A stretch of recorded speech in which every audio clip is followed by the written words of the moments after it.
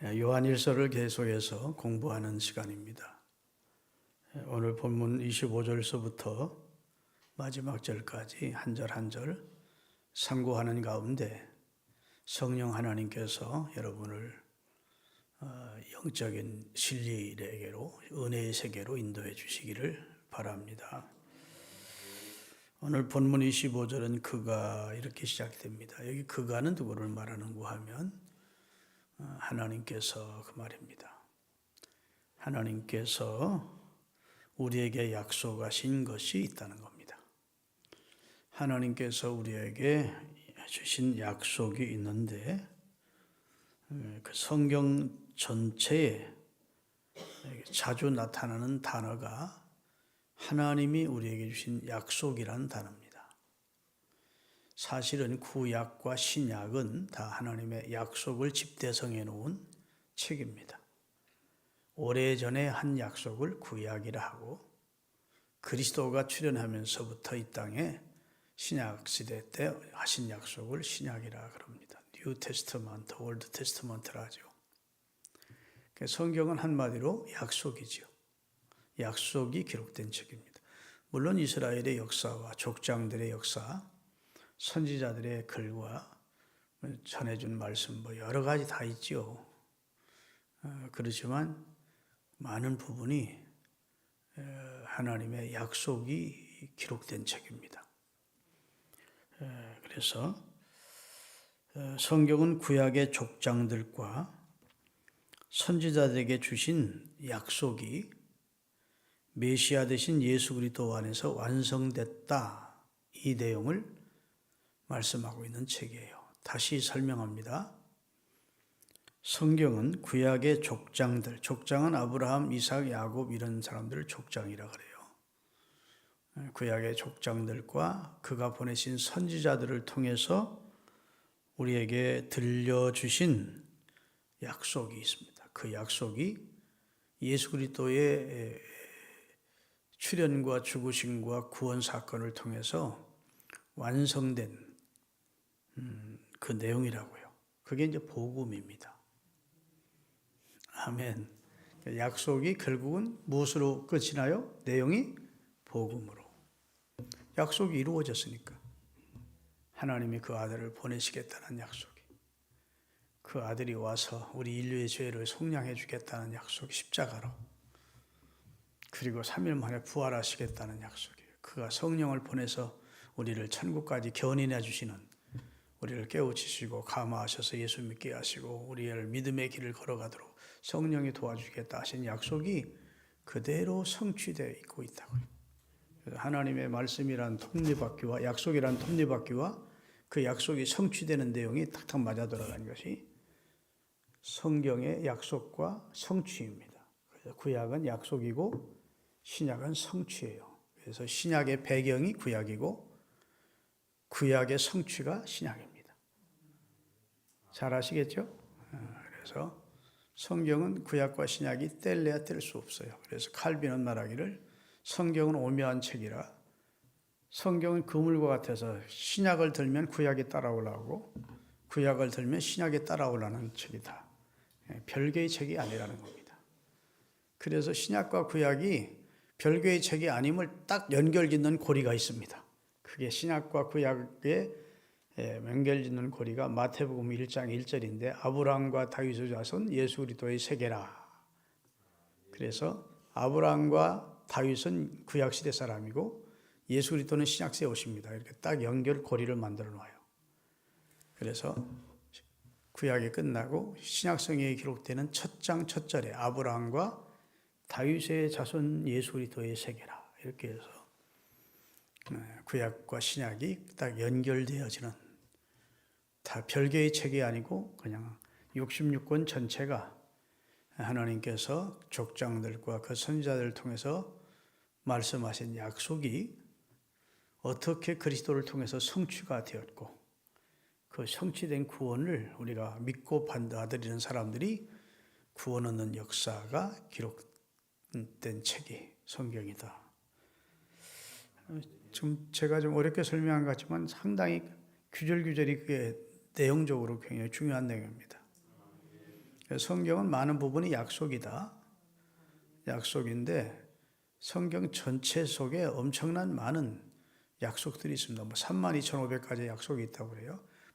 많은 약속이 있는데 그 가운데 한 국가의 예언에 국가에 대한 약속, 이스라엘의 앞날에 대한 약속, 어떤 아브라함의 앞날에 대한 그 다음에 세계 앞날에 대한 이런 여러 약속이 있지만 아무래도 성경의 주인공이 그리스도니까 그리스도에 대한 약속이 제일 많아요. 그러니까 한 나라에 대한 약속이나 우주 전체나 인류의 앞날에 대한 약속도 있지만 한 인격에 대한 약속이 제일 많은데 그 인격이 누구냐? 예수 그리스도에 대한 인격. 그래서 그 예수님을 통해서 이제 그 구약의 언약이 약속이 성취된 내용이 신약을 통해 확인이 되는 것이죠. 그래서 새 언약은 옛 언약이 성취되는 내용입니다. 근데 하나님께서 오늘 다시 한번 25절 있습니다. 그가 우리에게 약속하신 것이 있는데 그것이 무엇이라고요? 영원한 생명이래요. 영원한 생명은 줄이면 뭐죠? 영생이라는 겁니다. 영생. 영원한 생명은 늘려놓은 말이고 함축하면 영생이 영원한 생명이에요. 영생. 그가 우리에게 약속하신 것이 무엇이냐? 영생이에요. 근데 그가 우리에게 약속하신 것이 그냥 영생 줄게 이렇게 약속한 게 아니고 구약을 통해 예언하시고 예언된 약속대로 메시아를 보냈고 메시아를 주로 믿을 때 영원한 생명을 주겠다는 약속이라는 거예요. 그래서 요한복음 3장 16절 다 외우는 내용이니까 하나님이 세상을 이처럼 사랑하사 독생자를 주셨으니 이는 저를 믿는 자마다 멸망하지 않고 영원한 생명을 얻게 하려 하심이라. 그냥 영원한 생명을 우리에게 주는 게 아니고 하나님이 이 세상을 사랑해서 독생자를 속죄의 제물로 보냈고 저를 믿는 자는 멸망치 않고 영원한 생명을 얻게 해주셨다 하는 겁니다. 그게 복음이에요. 그렇죠? 하나님이 그 아들을 세상에 보내신 것은 17절에 보면 세상을 심판하려는 것이 목적이 아니고 그로 말미암아 세상을 구원해주고 싶어서 하나님이 그 아들을 보낸 것이다. 하나님의 사랑을 말씀하고 있습니다. 얼마나 사랑하는지 이처럼 사랑했대. 그 이처럼은 이게 사실은 초월적인 엄청난 사랑을 말해서 독생자를 주시는 사랑. 그 사랑은 표현할 수 없는 큰 사랑이죠. 그래서 심판이 목적이라면 죄범한 인생 그대로 심판하면 되지 굳이 그 아들을 보낼 필요가 없죠. 사랑해서 우리 구원하려고 보내주셨다는 것입니다. 그러면 영생이라는 게 무엇이냐? 영원히 사는 거지. 사람은 영생하는 존재예요. 사람은 신비롭습니다. 사람은 하나님이 창조한 모든 피조물 가운데 으뜸입니다. 만물의 영장이라 그러죠. 다른 것 안에는 하나님의 형상을 넣어주지 않습니다. 생기를 불어넣어 생명이 되게 하지 않으셨다고요. 그리고 동물은 하나님과 교통할 수 없습니다. 긍정하시면 아멘. 동물이 예배하는 거 보셨습니까? 동물이 하나님 앞에 기도하는 모습을 보셨습니까? 동물은 영적 존재가 아니라 영적인 하나님과 교통이 안 돼요. 전기가 통하지 않는다고. 인간은 영적인 존재로 하나님이 지었어요. 그래서 아무리 미개하던 원시시대도 신을 찾았어요. 누가 가르쳐주지 않아도 절대자, 초월자에 대한 신에 대한 갈망이 있었습니다. 신을 찾고자 했고 신에 대한 두려움이 있었고 신을 통해서 구원의 길을 갈망하는 그런 본성적인 마음을 하나님이 사람에게는 넣어주셨다고. 그런데 물질이라고 하는 것은 육체는 물체입니다. 물질이에요. 이건 한시적인 겁니다. 늙으면 기력도 쇠해가고 점점 허리도 굽어가고 이 세상의 모든 물질은 다 변합니다. 다 쇠하고 녹슬고 그렇죠? 아무리 수명이 오래가는 나무라고 하더라도 영생할 수는 있는 게 아니에요. 몇백 년 살다 죽지 고목이 돼서. 그 어떤 것도 어떤 생명이 오래 산다는 거북이도 영생하는 존재가 아니에요. 그래서 성경에 보면 모든 동물은 죽으면 그냥 죽음으로 끝나는 거예요. 근데 사람은 주신 하나님께로 그 영혼이 돌아간다고. 육은 흙으로 돌아가고 영은 그 주신 하나님께로 돌아가는 그런 특별한 존재로 우리 인간을 지었다고요. 그래서 아무리 죽이려도 영혼은 죽일 수가 없어요. 칼로 자를 수도 없고 불로 태울 수도 없고 영적인 가시적인 물질적인 존재가 아니기 때문에 아무리 죽여도 죽일 수가 없어요.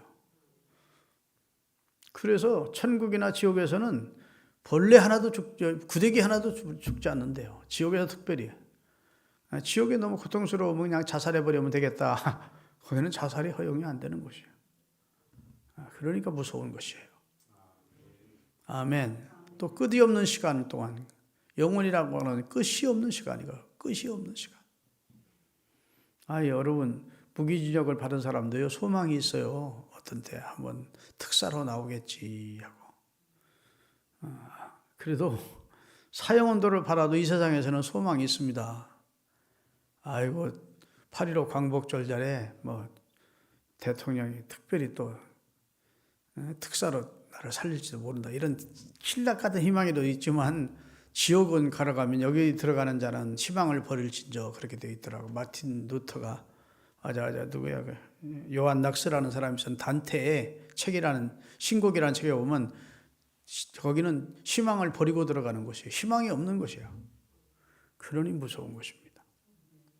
성경에 보면 그리스도를 주로 영접하고 속죄받은 자는 영생에 들어가고 그 다음에 하나님을 믿지 않고 끝까지 거부하던 자는 영멸에 들어가리라고. 영멸이라는 것은 영혼이 멸절된다 소리가 아니고 영원한 고통을 당하는 곳으로 들어간다는 말입니다. 그것을 성경은 둘째 사망이라고 하고 있다고요. 그러니까 사실은 예수를 믿고 영생을 얻었다는 것이 이게 얼마나 큰 은총이고 축복이고 수백억짜리 복권 당첨된 것과는 비교도 안 되는 축복이라는 사실을 우리가 알아야 돼요. 뛸 듯이 기뻐. 이 죄악 벗은 우리 영혼은 기뻐 뛰며 주를 보겠네. 하늘에 계신 구세주를 영원히 섬기리. 나 같은 쌍놈이 용서함 받아서 나 같은 쌍년이 용서함 받아서 주 앞에 옳다 모듬은 내 공로 아니라 어린 양 예수의 그 피로 속죄함 얻었네. 아멘. 나 같은 죄인 살리신 주 은혜 놀라워. 이제껏 내가 산 것도 주님의 은혜다. 오늘 다 은혜 아니면 부를 수 없는 것이 찬송이라고요. 구원받은 사실을 깨달은 사람들이 감격해서 작사하고 작곡한 것이 찬송 아닙니까? 그러니까 영생이라고 하는 것이 그냥 영생 얻어도 되고 안 얻어도 되는 하나의 장식품 정도로 생각하면 안 된다고. 영생은 이 세상에 태어난 인간은 꼭 영생 얻는 축복을 받아야 돼. 그러지 않고 죽으면 가룟 유다를 바라보며 예수님이 너는 차라리 나지 않으면 못했다. 나지 않으면 지옥이라도 안 가지. 불쌍한 인생이 되는 것이죠. 요한복음 17장 3절입니다. 영생이 무엇이냐는 거예요. 영생은 그 유일하신 참 하나님과 그가 보내신 예수 그리스도를 아는 것이다. 이 성경에 보면 예수를 믿어야 구원 얻는다고 해놓고 여기는 또 아는 것이 영생이라고 그랬네. 왜 앞뒤가 안 맞네 이렇게 생각하는 분들이 있는데 문자적으로 잘 보세요. 영생은 유일하신 참 하나님과 그가 보내신 예수 그리스도를 아는 자다는 거예요. 그 안다고 할 때 이것을 히브리어로 야다라고 그러는데 경험하는 자라는 거예요. 경험으로 아는 거. 부부가 동침을 해서 남자 여자가 아는 것처럼. 그래서 영생이라고 하는 것은 유일하신 하나님이라는 분을 알게 되고 그가 보내신 예수 그리스도를 알게 되면 믿게 될까요? 안 믿게 될까요? 믿는 거지. 몰라서 못 믿는 것이지. 그래서 예수님 십자가에서 저들이 나를 예수를 죽이는 죄가 얼마나 무서운 죄인지를 알지 못하고 저런 이 짓을 하고 있는 겁니다. 알지를 못하니까 예수를 십자가에 못 박아놓고 희낙낙거리지. 알았다면 그들이 그런 짓을 했겠습니까? 영생은 곧 유일하신 참 하나님과 그분이 보내신 예수 그리스도를 알게 되는 것. 그러면 영생에 들어가게 돼 있어. 그러면 그분을 경배하게 돼 있어. 그분의 은총에 감사하고 찬양하게 돼 있어. 그분을 예배하며 살게 돼 있다고. 유일하신 참 하나님. 하나님, 이 세상에 신 중에 하나가 아니고 유일하신 참 하나님과 그분이 우리를 위해 보내신 예수 그리스도를 알게 되면, 그러면 그 사람은 예수님을 믿게 되고 경배하게 되고 높이게 되고 찬양하게 되고 그분을 위해 충성하게 되고, 그러면 그 사람이 영생에 들어가는 축복을 받는 것이죠.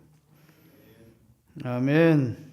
그래서 유일하신 하나님과 그가 보내신 예수를 알게 되면 그런 사람은 이제 하나님과 교통이 이루어지는 겁니다. 하나님을 알게 됐으니까 하나님을 부르게 되고 하나님을 경배하게 되고 그래요. 그분의 말씀에 순종하는 관계가 되는 겁니다. 그분을 모르니까 그분의 말씀을 짓밟고 무시하고 살지, 유일하신 참 하나님이라는 것을, 여호와가 그분이 날 사랑해서 그 아들을, 독생자를, 예수 그리스도를 구원자로 보내셨다는 사실을 알게 되면 그분이 내게 주시는 말씀은 다 좋은 말씀일 테니까, 내 행복을 위해서 주시는 말씀이고 내 구원을 위해서 주시는 좋은 말씀이니까 내가 거부할 리가 없지요. 그렇죠? 사람이 본성이 악한 사람일 때 내가 저 사람 말을 안 들려고 그러지, 그 사람이 진짜 날 사랑하고 날 도와주기를 원하는 사람이라면 내가 그 사람 말을 굳이 거부할 필요가 없는 것이죠. 신앙생활도 하나님이 말씀하는 바는 나를 위해서, 나를 사랑해서 내게 복 주시려고 주시는 말씀이라고 원론적으로 그것이 딱 틀이, 그러니까 체계화되어 있는 사람은 예, 아멘 하고 순종하게 되어 있다고. 그렇지 않은 사람들이 자꾸 토를 다루고 시비를 걸고 그러는 겁니다. 영생은 유일하신 참 하나님과 그분이 보내신 그리스도 예수를 알게 된 겁니다. 그러면 그 사람은 틀림없이 영생을 얻은 사람이에요. 믿습니까? 그래서 오늘 조금 지지난주에 배웠습니다만, 예수 그리스도를 부정하는 자는 예수 그리스도를 보내신 하나님을 부정하는 자래요. 그러니까 예수와 하나님은 같이 인정하든 같이 부정하든 둘 중에 하나입니다. 하나님을 부정하는 자는 예수를 부정하는 자고, 예수를 부정하는 자는 하나님을 부정하는 자래요. 그게 성경의 논리입니다. 하나님을 아는 사람은 하나님이 보내신 구세주를 알게 되어 있고, 하나님이 보내신 구세주가 있다는 사실을 아는 사람은 하나님을 알게 되는 거죠. 그 둘 중에 예수는 소용없어. 나는 예수는 믿지만 하나님은 안 믿어. 그럴 수도 없고, 나는 하나님은 믿지만 예수를 안 믿어. 그럴 수도 없다는 겁니다. 영생은 한 가지로 같이 가는 거예요. 영생은 유일하신 하나님과 그가 보내신 자 예수 그리스도를 아는 거예요. 믿습니까? 그래서 오늘 27절을 같이 읽겠습니다. 27절. 너희는 주께 받은 바 기름 부음이 너희 안에 거하나니 아무도 너희를 가르칠 필요가 없고 오직 그의 기름 부음이 모든 것을 너희에게 가르치며 또 참되고 거짓이 없으니 너희를 가르친 그대로 주 안에 거하라. 여기 기름 부음이라고 하는 것은 성령 충만을 말합니다. 성령 충만 받으면 굳이 가르쳐주지 않아도 주의 뜻대로 산대요. 성령 충만 받으면 죄 짓는 게 싫습니다. 죄인과 함께 하는 것도 싫어요. 믿습니까? 쓰잘데없는 소리, 세속적인 얘기면 나름 그런 것도 싫어져. 성령 충만 받으면 자꾸 경건하게 살고 싶고 하나님의 뜻을 쫓아 살고 싶고, 그래서 내가 늘 말씀드려, 새는 나는 게 자연스럽고 강아지는 뛰는 게 자연스러운 것처럼 새 보고 뛰라고 그러면 얼마나 힘들겠습니까? 강아지 보고 날라고 그러면 얼마나 힘들겠어요? 그건 못하지. 성령의 사람은 육신대로 살기가 힘들고 육신의 사람은 성령의 뜻을 쫓아 살기가 힘든 거예요. 믿습니까? 성령 충만 받은 성령의 기름 부으심이 넘치는 사람은 굳이 예언기도 받으러 다닐 필요가 없대요. 그 사람을 가르칠 사람이 없어. 믿습니까? 성령이 가르쳐 주는데, 성령이 죄에 대하여, 의에 대하여, 심판에 대하여 성령이 가르쳐 주신대. 순교자 앞에서, 핍박자 앞에서 순교 직전에도 너희가 무슨 말 할지 걱정하지 말해. 성령께서 네 입술을 주장해서 믿음을 고백하도록 해줄 것이래. 성령이 다 해준대.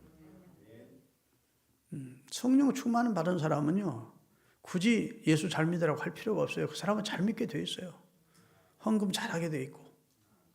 성령이 그렇게 인도해 갑니다. 죄에 대하여, 죄는 무엇이라는 걸, 의는 무엇이라는 것을, 하나님 뜻 하는 것은 어떤 것이라는 걸 성령이 알려줘. 성령이 기도하게 하셔. 그래서 은혜 충만 받은 사람들은 하나님이 나를 기도시키더라고.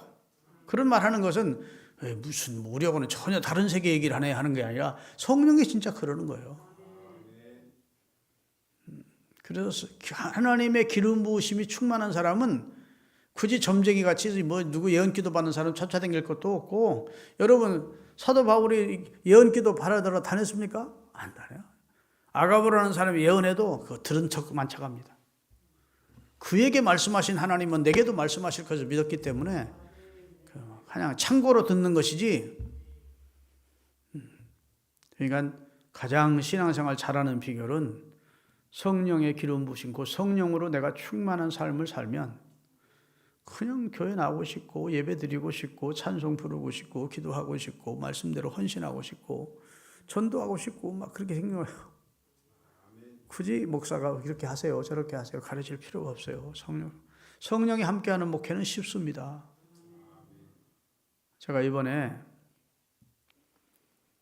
41개 노회 대표들이 모인 자리에서 중경총회장이 4사람, 현직 부총회장, 그 다음에 서북지역 대표회장 다 지낸 원로들 그 앞에 설교를 했어요. 지난 금요일 날. 또 그런 사람이요. 근데 다 은혜 받았대. 근데 노아 얘기를 한 겁니다. 노아처럼 목회하자. 노아는 창세기 6장 8절에 보니까 노아는 여호와께 은혜를 입었더라. 그렇게 나와요. 그러나 노아는 여호와께 은혜 입은 노아가 그 아들들에게, 그 며느리들에게, 그 부인에게 여보 방주를 만들래 하나님이.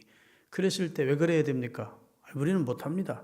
왜 그런 바보 같은 짓을 합니까? 하는 아버지에게 거여가는 자가 있습니까? 시아버지에게 거여가는 며느리가 있었습니까? 남편에게 거여가는 아내가 있었습니까? 하나 거여가지 않아. 예 하는 겁니다. 계시는 누가 받았어요? 직접 계시는 노아가 받은 거예요. 하나님이 노아에게 혼자 있을 때 와서 방주 만들라 한 것이고, 그 방주 만들라는 간접 계시는 노아를 통해서 가족들이 들은 겁니다. 오늘날도 목회자가 하나님의 말씀을 듣고 통로들에게 전하면, 하나님의 말씀이라고 전하면 왜 그래야 됩니까? 그러지 않고 은혜가 충만한 교회는, 성령 충만한 교회는 다 순종하는 겁니다. 기가 막힌 일이지. 100년이 넘도록 만드는 그 대공사. 만약 비가 오지 않으면 일생을 헛수고로 끝날 수밖에 없는 그 대공사를 하는데도 노아의 아들들이 다 성인이었어요. 장가가고 사리분별이 가능한 성인이었다고. 그런데 아버지 왜 그런 어리석은 짓을 우리가 해야 됩니까? 그렇게 거여가지 않았어요. 예 했습니다. 성령의 순리가 충만한 교회의 모습입니다. 노아 교회가 방주 교회인데 여호와께 은혜를 입은 목회를 하니까 거역자가 없었어. 방주 다 만들었더니 한 쌍씩 다 나오게 했대. 성경에 나오게 해주겠다고 그러세요. 그거 잡으러 다녀서 한 쌍씩 다 방주에 넣으라 했더라면 방주 짓는 120년보다 훨씬 더 오랜 세월 잡으러 다녀가지고 방주 채워했을 거예요. 아직도 못 잡았을지도 몰라. 응? 이 세상에는 수많은 얼마나 많은 생명체들이 있습니까? 그거 한 쌍씩 다 잡아서 넣어야 되는데. 그런데 다 나오더래. 성경에 출애굽기 7장 20절에 보니까 다 나오리. 네 앞에 나오리니 나와서 만들어진 방주 안으로 들어가도록 하신다고. 그게 성령이 역사하는 교회의 모습입니다. 교회 문만 열어놓으면 막 모여드는 거예요. 성도들이. 성령이 역사하는. 그 다음에 부정한 짐승도 정한 짐승도 막 나오더래. 부정한 짐승이라고 해서 네가 야 너는 부정한 짐승이라 입장 못해 그렇게 막지 말라고 하나님 하십니다. 교회는 부정한 사람이나 정한 사람이나 막지 말고 다 받아들여야 돼. 믿습니까? 중간에 노아가 어떤 개인적인 자기 생각이나 자기 의지를 가지고 하나님 난 부정한 짐승은 이 방주 안에 못 드립니다. 그러지 않으셨다. 만약 그랬더라면 부정한 짐승은 심판 후에 이 세상에 보존될 수 없었을 거예요. 다 들어갔어. 그런데 하나님께서 방주도 모아도 밀어 넣어가지고 방주도 하나님이 닫아주시더래. 내가 하는 말이 아니고 성경에 다 나와 있는 창세기에 나와. 여호와께서 문을 닫으셨대. 아마 노아가 성급하게 문을 닫았더라면 늘보처럼 천천히 오는 동물들은 들어오기 전에 노아가 방주문 닫았더라면 보존됐겠어요?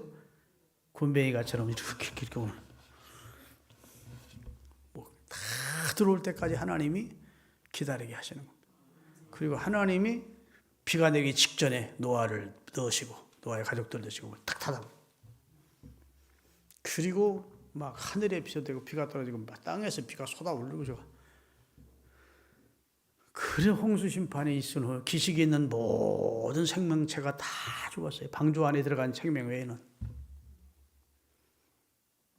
그리고 나서 하나님께서 노아 방주 이제 하나님이 바람을 불어서 그 물 내렸던 물을 다 말리십니다. 그 비둘기가 나갔는데 비둘기가 돌아오지 않는 날이 601년 노아 601년 정월 초하루예요. 그러면 이제 물이 거의 말랐다는 것을 노아가 알았어요. 그런데도 2월 27일 날 약 2달간 노아는 하나님이 문을 열고 나오라 할 때까지 기다렸어. 이야, 짐승의 배설물이 얼마나 냄새가 났겠어요. 소떼, 양떼, 짐승들 울부짖는 소리가 얼마나 듣기 싫었겠어요. 빨리 나갔으면 좋겠다 그랬는데 노아가 문을 열고 나오지 않았대. 하나님이 노아 보고 나가라. 땅이 2월 27일 날 601년 2월 27일 땅이 마르니라. 노아 보고 나가. 그런 내용으로 내가 설교했어요. 여러분 목회는 여호와께 은혜를 입어야 이렇게 영적 순리를 따라 거역자도 없고 교회가 잘 됩니다. 내가 성질 한번 부렸더니 장로 세 가정이 나갔습니다. 은혜가 떨어져서 그랬습니다. 옛날에는 그분들도 우리 목사님 진실한 목사님, 우리 목사님 사랑 많은 목사님, 우리 목사님 말씀 좋은 목사님 다 그러던 분들인데 내가 성질 한번 부렸더니 내 의지대로 하려고 성적인 순리를 따라 할 때는 45년 목회하는 동안 한 사람도 당회를 해도 무슨 공동회를 해도 재직회를 해도 나를 거역하는 사람이 없이 목사님 뜻대로 하다 하더니 내가 어떤 의지를 가지고 너무 고집을 세우면서 했더니 그걸 하나님이 기뻐하지 않았었던가 봅니다. 그래서 내가 하나님 앞에 회개했습니다. 세상 말로 보면 내가 은혜가 떨어진 거 아니겠습니까? 그랬더니 목사님들이 이거 듣고 있다가 허허 웃더라고. 우리가 은혜로 목회해야 됩니다. 그러면 영적 순리를 따라 하나님이 노아에게 은혜를 두으셨듯 우리 목회도 도와줄 겁니다. 그랬더니 난리가 나서 우리 참 신철철 목사님 설교 은혜 그렇게 한다고. 그 쉽게 들을 수 있는 설교가 아니거든. 참나. 저 사람은 웃기는 사람이야. 가끔 구렁이 제 몸추도 지가 작을 한다고 해. 그렇게 오해하지 마시고 성령의 기름 부으심이 있으면 굳이 가르칠 필요가 없대. 오늘 보면 다시 한번 27절 너희에게 주께 받은 바 기름 부음이 너희 안에 거하나니 아무도 너희를 가르칠 필요가 없고 오직 그의 기름 부으심이 모든 것을 너희에게 가르치며 또 참되고 거짓이 없으니 너희를 가르치신 그대로 주 안에 거하라. 성령이 자꾸 깨우쳐주는 대로 살래요. 그러면 누가 뭐 가르칠 필요도 없고 지적할 필요도 없고 그럴 필요가 없대. 그만큼 성령 충만하게 신앙생활 하시는 우리 모두가 될 수 있기를 바랍니다. 요한복음 16장 7절에서 11절 요한복음 16장 그러나 내가 너희에게 실상을 말하노니 내가 떠나가는 것이 너희에게 유익이라. 내가 떠나가지 아니하면 보혜사가 너희에게로 오시지 아니할 것이요 가면 내가 그를 너희에게 보내리니 그가 와서 죄에 대하여 의에 대하여 심판에 대하여 너희를 책망하시리라. 죄에 대하여라 하면 그들이 나를 믿지 아니하며 의에 대하여라 하면 내가 아버지께로 가니 너희가 나를 보지 못하며 심판에 대하여라 하면 이 세상 임금이 심판을 받았습니다. 그 다음에 12절부터 띄우세요. 14절까지. 내가 아직도 너희에게 이를 것이 많으나 지금은 너희가 뭘 가르쳐도 너희는 지금은 이해를 못하고 감당치 못한다. 이해력이 떨어져요. 성령이 오면 내가 무슨 말을 했는지 예수님이 가르친 모든 것이 생각나게 하시고 깨닫게 해줄 것이다. 성령이 교사야. 성령이 인도자야. 성령이 보호자야. 아멘. 그렇게 말씀하시는. 그 다음에 그러나 진리의 성령이 오시면 그가 너를 모든 진리 가운데로 인도하시리니 그가 스스로 말하지 않고 오직 들은 것을 말하며 장래일을 너희에게 알려줄 것이다. 그가 내 영광을 나타내리니 내 것을 가지고 너희에게 알리겠습니다. 성령이 역사하면 누구를 영광이 나타나요? 예수님의 영광이 나타나. 성령은 예수님을 나타내는 영이에요. 무슨 말인지 아시겠죠? 오늘 이 말씀을 잘 마음에 생각해 주시고 성령 충만한 신앙생활을 힘쓰시기를 바라고 하나님이 나를 부르신 이유는 영원한 생명을 주기 위해서였다는 사실을 아시고 할렐루야. 그리고 늘 성령의 감동을 따라서 하는 성숙하고 신령한 성도 되시기를 바랍니다. 기도하시겠습니다. 하나님